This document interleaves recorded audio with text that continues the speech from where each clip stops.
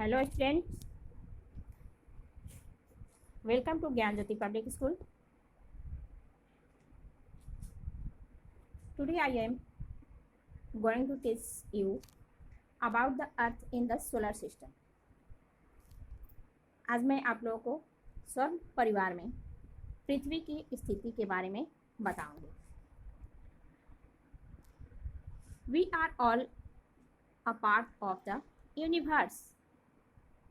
यानी कि इस यूनिवर्स में हम सभी एक उसका अंश है, एक छोटा सा भाग है. The universe consist of everything that exist in a space including the stars, the planets and the satellites. Universe में वे सभी चीज़ें शामिल हैं जो स्पेस में हैं, जैसे कि stars, planets and satellites. Stars जैसे कि सूर्य और प्लैनेट्स जैसे कि पृथ्वी है, वेनस है, ये सभी, और सैटेलाइट्स जो ग्रह होते हैं जैसे कि मून, ये सब कुछ इस यूनिवर्स में शामिल है. ओके, तो ये सभी चीज़ों का निर्माण कैसे हुआ है? इन स्टार, ये सभी स्टार्स, ये सभी प्लैनेट्स या सैटेलाइट्स, ये कैसे बने हैं? इस पृथ्वी का, इस यूनिवर्स का रचना कैसे हुआ है, ये सभी हम लोग नेक्स्ट पॉइंट में जानेंगे. The big bang theory is currently the most accepted theory to explain the origin of the universe. कि बिग बैंग थ्योरी, जो बिग बैंग यानी कि बहुत बड़ा विस्फोट जो है, वो करेंटली फिलहाल में सबसे ज़्यादा एक्सेप्ट किए जाने वाले, सबसे ज़्यादा माना जाने वाला ये थ्योरी है, जिसे कि पूरे यूनिवर्स का जन्म के रूप में, उत्पत्ति के रूप में सही माना जाता है. According to this theory, around 14 million years ago everything that make up the universe today was contained in a tiny point.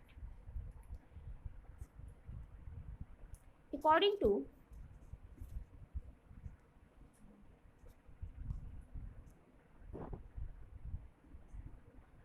इस थ्योरी के अनुसार 14 मिलियन वर्ष पहले everything that make up the universe today was contained in a tiny point.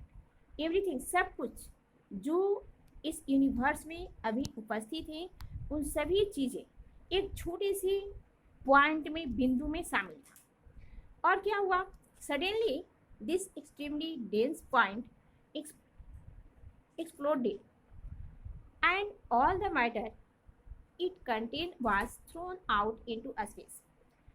अचानक क्या होता है कि ये छोटा सा पॉइंट जो है, ये क्या होता है, अत्यधिक गर्म होने लगता है, और फिर इसमें क्या होता है, एक्सप्लोडेड, और धीरे धीरे ये बढ़ने लगता है. And matter in it contained was thrown out into a space. Sorry,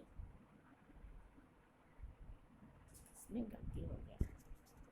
इसके बाद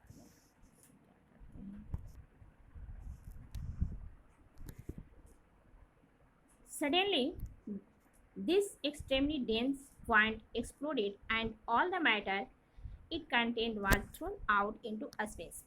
अचानक इसमें बहुत ज़्यादा गर्मी, यानी बहुत ज़्यादा हीट होता है, इसमें बहुत अधिक मात्रा में उसमें उसका घनत्व बढ़ने लगता है, और फिर विस्फोट हो जाता है, और सारे विस्फोट हो जाता है, यानी कि वो बहुत बड़ा भयानक, बहुत अधिक, मतलब उसमें विस्फोट होता है, आवाज़ होता है, और वो फूट जाता है जैसे कि गुब्बारा फूटता है, उस तरह से.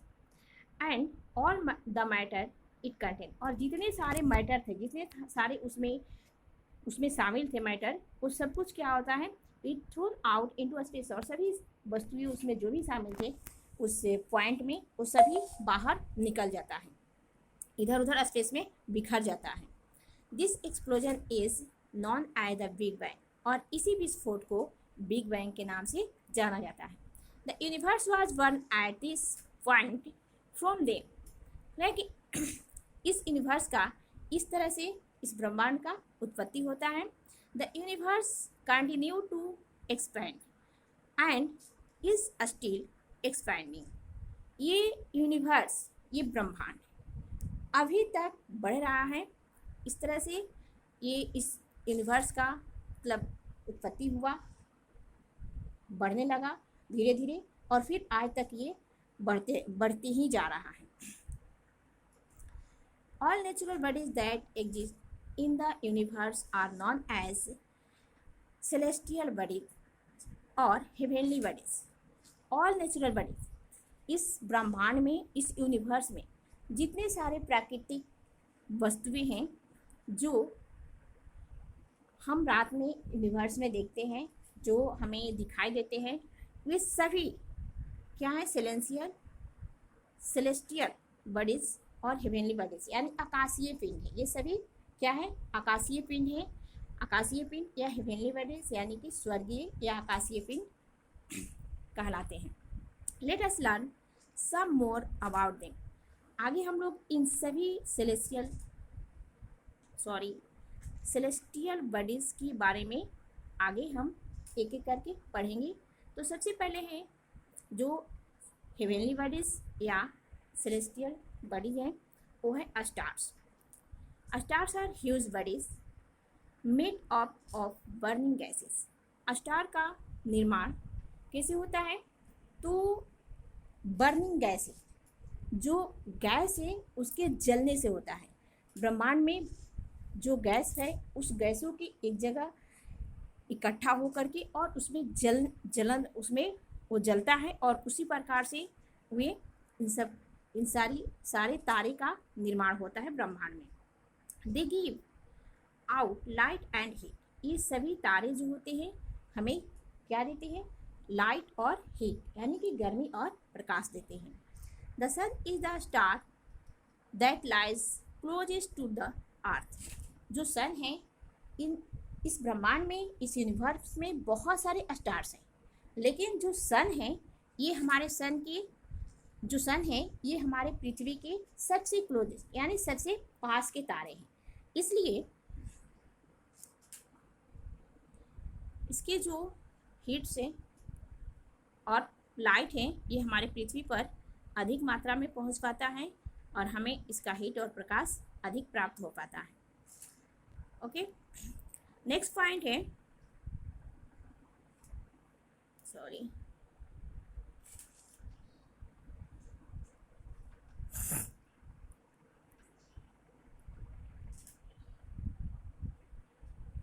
गैलेक्सीज। नेक्स्ट पॉइंट है galaxies. Most stars exist in clusters of millions or billions called galaxies.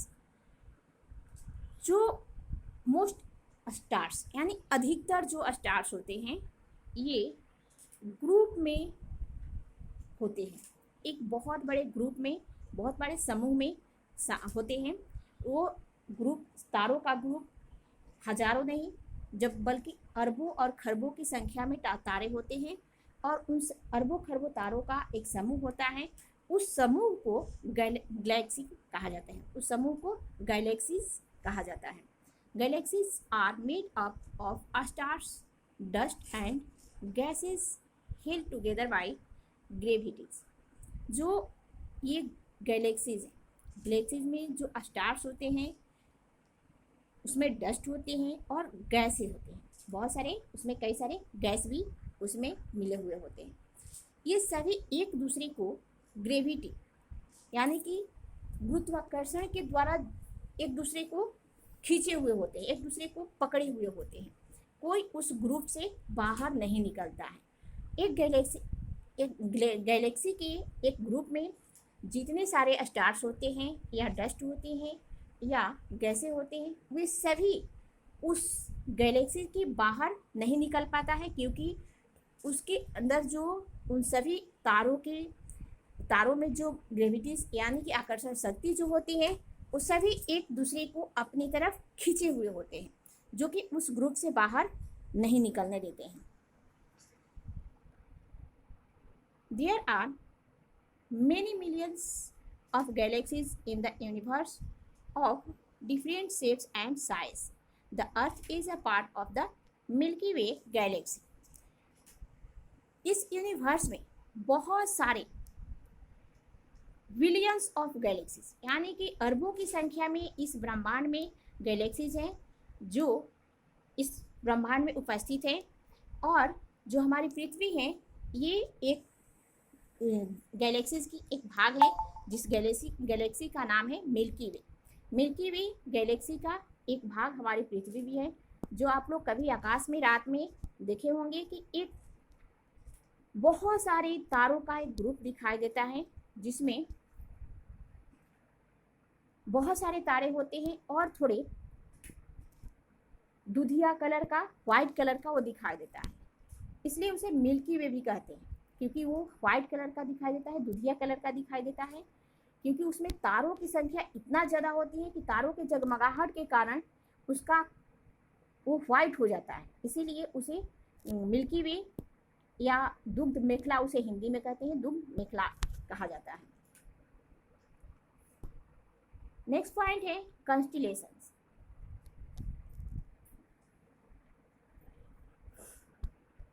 Constellations. Sometimes, when viewed from the Earth, groups of stars in the sky appears to form certain fixed patterns. Such a group of stars is called a constellation. Like sometimes, कभी-कभी रात में जब हम पृथ्वी पर से देखते हैं अपने घर के छतों पर से, तो तारों का एक समूह हमें आकाश में दिखाई देता है और वो तारों का समूह जो होता है एक पैटर्न में होता है, एक किसी लाइन में होता है या कोई एक मतलब कि उसका एक पैटर्न होता है, क्रम होता है, क्रमबद्ध रूप से वो होता है, जिसे उस क्रमबद्ध रूप से जो जुड़े हुए स्टार्स होते हैं उन स्टार्स को कॉन्स्टिलेशन कहा जाता है, जिसे हम हिंदी में बोलते हैं तारों का समूह। Constellations are usually named after the figures that they are thought to resemble. जो constellations होते हैं उनका नाम उनके रिसेम्बल यानी जिस तरह का वो दिखते हैं उसी तरह का वैसा ही उनका नाम रख दिया गया, यानी जिस शेप में उनका जो शेप में वो दिखाई देते हैं तारे उसी के अनुसार उनका नाम भी रखा गया है। जैसे है ओरियन द हंटर। जो ओरियन कॉन्स्टिलेशन है वो एक हंटर यानी शिकारी के आकार का दिखता है, इसलिए उसका नाम ओरियन है। दूसरा है जो उर्सा मेजर द बियर। ये जो है उर्सा मेजर ये एक बियर यानी भालू के आकार का दिखता है। Leo the lion and Taurus the bull are some examples. जो कॉन्स्टिलेशन है उनका कुछ ये उदाहरण है। ओरियन जो कि हंटर के आकार का दिखता है आकाश में, उर्सा मेजर जो एक बियर के आकार का दिखता है, लियो जो लायन के आकार का दिखता है, टॉरस जो बुल यानी कि बैल के आकार का दिखता है। ये जो है कुछ कॉन्स्टिलेशन का उदाहरण है। ऐसे ब्रह्मांड में लगभग 88 कॉन्स्टिलेशन मौजूद हैं। नेक्स्ट पॉइंट है the solar system. The solar system is made up of the sun, the 8 planets that revolve around it and other smaller celestial bodies. Solar system में सन, जो सन के चारों तरफ घूमने वाले 8 प्लैनेट्स हैं, ये सभी इन सभी प्लैनेट्स के अराउंड मूव करने वाले जो सैटेलाइट्स हैं, ये सभी एक साथ जुड़ करके सोलर सिस्टम कहलाते हैं। उस सोलर सिस्टम में शामिल होते हैं। सूर्य सोलर सिस्टम में सौर परिवार यानी सूरज का परिवार। तो सन के चारों तरफ मूव करने वाले सारे प्लैनेट्स के चारों तरफ मूव करने वाले सैटेलाइट्स और इसके सिवाय भी कई ऑब्जेक्ट्स होते हैं जो इस सोलर सिस्टम में शामिल होते हैं। और वो सभी सूर्य के चारों तरफ मूव करते हैं। तो सूर्य सोलर सिस्टम में शामिल होने वाले जो ऑब्जेक्ट्स हैं, सेलेस्टियल बॉडी हैं, उसमें सबसे पहला जो है मुख्य जो है वो है the sun. The sun is the star that lies at the central of the solar system. जो सन है सोलर सिस्टम के सेंट्रल यानी बीच में स्थित है। The gravitational force of the sun holds the solar system together. जो solar system में जितने सारे ऑब्जेक्ट्स हैं उन सभी को एक साथ जकड़े हुए रहते हैं। सूर्य के जो गुरुत्वाकर्षण बल है वो सोलर सिस्टम में इन सभी प्लैनेट्स को, सैटेलाइट्स को, सबको एक साथ जकड़े हुए रखते हैं। The sun is made up of burning gases mainly helium and hydrogen. जो सन है उसका निर्माण मुख्य रूप से दो गैसों के मिलने से बना हुआ है और दो गैसों के जलने से बना हुआ है।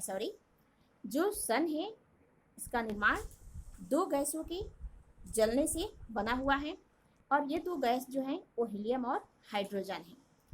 Within the sun, a type of chemical reaction called nuclear fusion takes place, which produces an enormous amount of energy in the form of light and heat.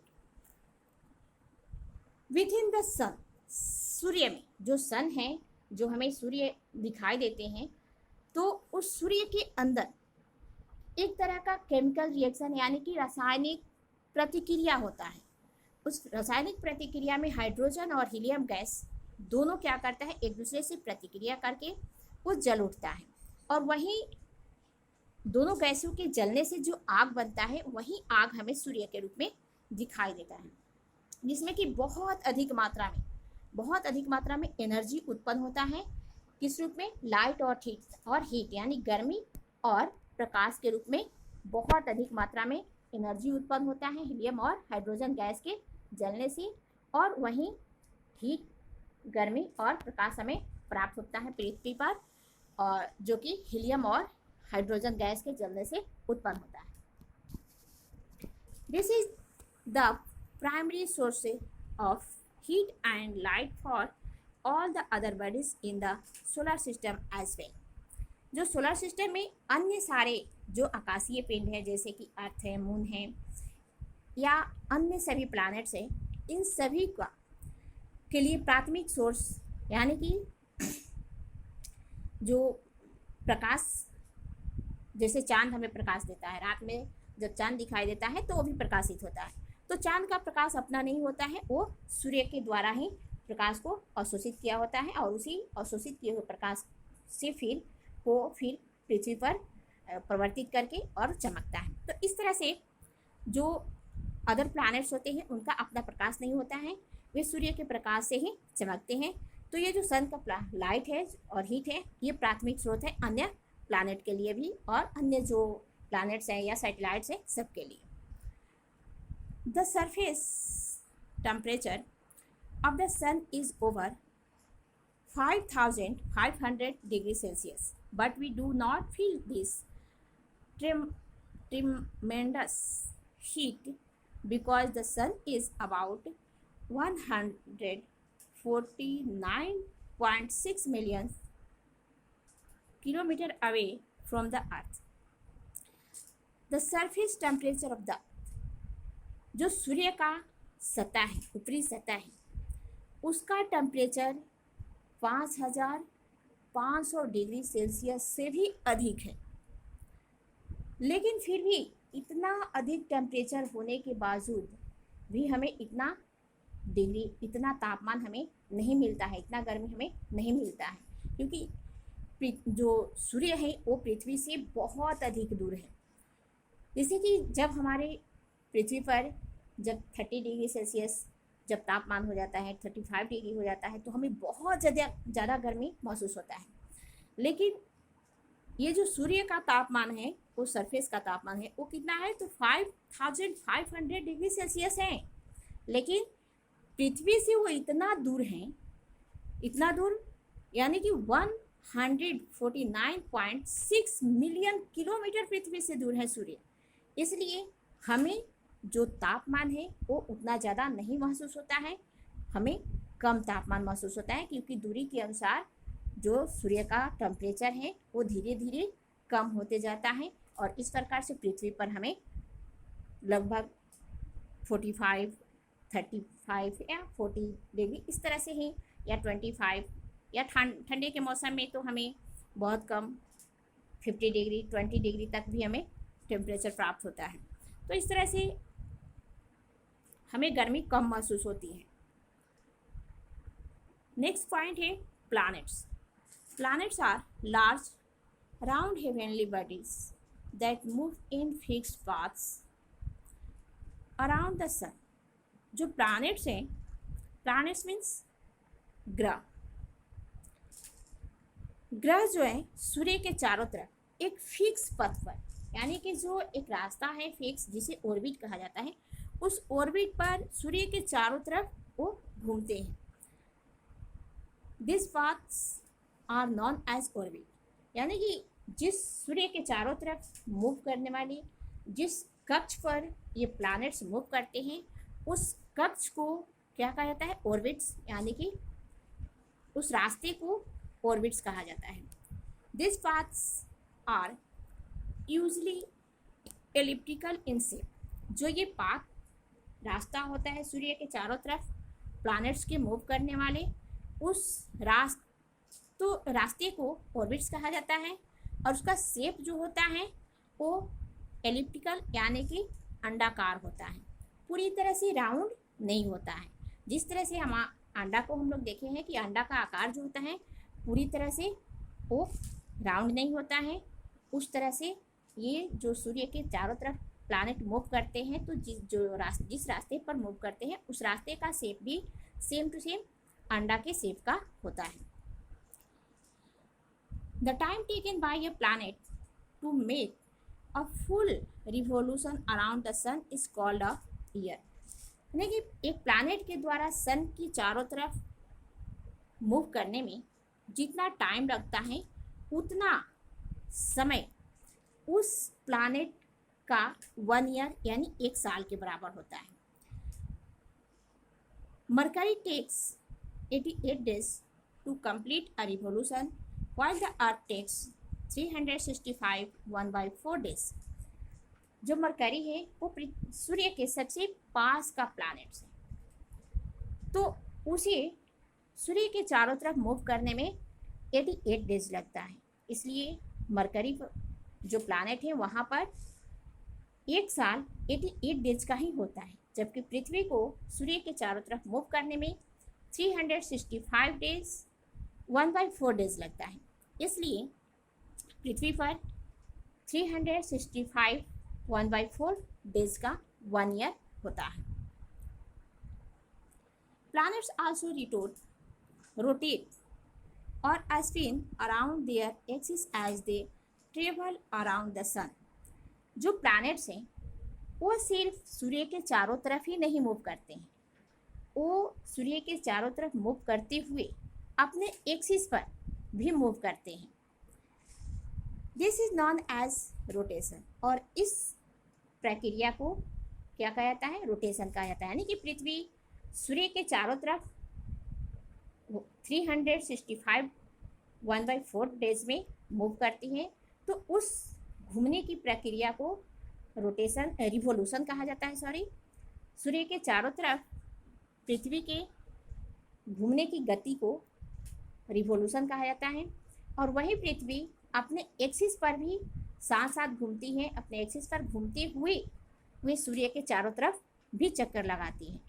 तो पृथ्वी के अपने एक्सिस पर मूव करने की गति को रोटेशन कहा जाता है, और सूर्य के चारों तरफ मूव करने की गति को, स्पीड को रिवोल्यूशन कहा जाता है। The time taken by a planet to complete a rotation is called a day। किसी प्लैनेट के द्वारा अपने एक्सिस पर मूव करने में जितना समय लगता है वो समय उस प्लैनेट के लिए एक दिन के बराबर होता है। The earth takes 24 hours to complete one rotation, so a day on the earth is 24 hours long. पृथ्वी अपने एक्सिस पर पूरी एक चक्कर पूरा करने में 24 आवर्स लेती है, इसलिए पृथ्वी पर 24 आवर्स का वन डे होता है। Sometimes planets can be seen in the sky with the naked eyes. कभी कभी आकाश में तारे जो हैं नंगी आंखों से भी दिखाई देते हैं।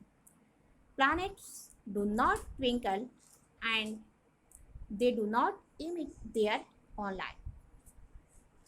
Instead, they reflect light from the sun. हम अभी बताए कि सूर्य का अपना प्रकाश होता है, तारों का अपना प्रकाश होता है, प्लैनेट्स और सैटेलाइट्स का अपना कोई प्रकाश नहीं होता है। तो इसलिए जो प्लैनेट्स होते हैं वे स्वयं नहीं चमकते हैं, वे अपना प्रकाश उत्पन्न नहीं करते हैं। वे क्या करते हैं, सूर्य के द्वारा प्रकाश को अवशोषित करके और उसे रिफ्लेक्ट करते हैं। उस प्रकाश के द्वारा ही, सूर्य के प्रकाश के द्वारा ही जो प्लैनेट्स हैं या सैटेलाइट्स हैं वो चमकते हैं। There are 8 planets in the solar system in order of their distance from the sun. They are Mercury, Venus, Earth, Mars, Jupiter, Saturn, Uranus and Neptune. जो सूर्य के चारों तरफ सौर मंडल में, सौर परिवार में 8 प्लैनेट हैं जो सूर्य के चारों तरफ मूव करते हैं। वे सूर्य से दूरी के अनुसार ये 8 प्लैनेट हैं, यानी कि मरकरी जो है वो सबसे पास का प्लैनेट है। सूर्य के सबसे पास का प्लैनेट मरकरी है, उसके बाद दूसरे स्थान पर है वेनस और थर्ड स्थान पर अर्थ है, इसके बाद फोर्थ स्थान पर मार्स है और फिफ्थ स्थान पर जुपिटर, 6th सैटर्न और 7th स्थान पर है यूरेनस और सबसे लास्ट का जो प्लैनेट्स है वो नेपच्यून है। The solar system also includes dwarf planets like bodies that are too small to be considered planets, like Pluto, Ceres, Eris and Cygnus. Solar system में कई सारे क्षुद्र ग्रह भी शामिल होते हैं जो जिसका आकार बहुत ज़्यादा छोटा होता है, इसलिए उसे प्लैनेट होते हुए भी प्लैनेट नहीं माना जाता है। जैसे कि प्लूटो को पहले प्लैनेट ही माना जाता था, लेकिन 2006 के बाद उसे प्लैनेट के ग्रुप से अलग कर दिया गया, उसका शेप बहुत ज़्यादा छोटा होने के कारण और कई सारे कंडीशंस थे जो और सारे प्लैनेट्स के साथ नहीं लागू हो रहे थे, उसके अनुसार नहीं लागू हो रहे थे, इसलिए प्लूटो को प्लैनेट्स के ग्रुप से अलग कर दिया गया।